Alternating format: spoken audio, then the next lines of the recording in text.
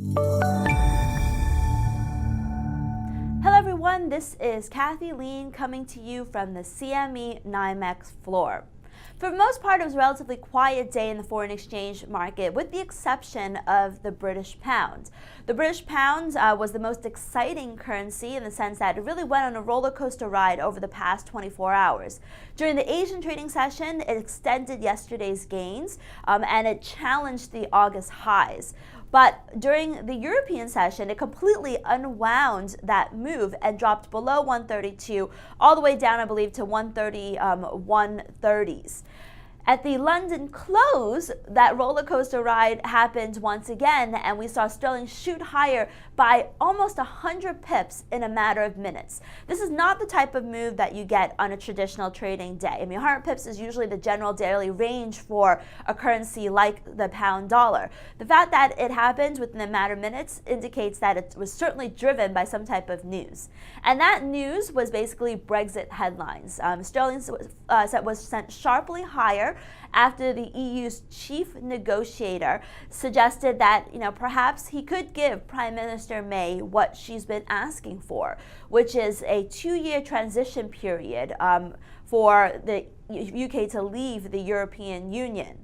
And it's not written in stone at all, but this certainly reflects a more conciliatory attitude by the European Union. The markets perceived it as very positive for the currency because it would certainly represent a win for Prime Minister May, who's been hobbled by a lot of political troubles.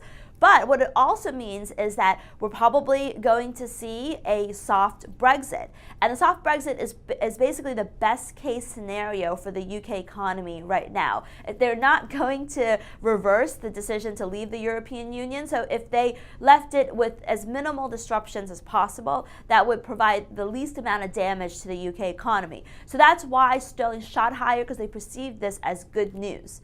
Now, we do think that the pound is going to extend to at least 133.50, maybe even further, because aside from these positive headlines related to Brexit, the Bank of England is also poised to raise interest rates before the end of the year. I believe there's a 70% chance of a hike priced into the market in November and about an 80% chance of a hike by December. So economists and investors are certainly looking for tightening. Recent slide and price action in British pound does not necessarily suggest the market's discounting it.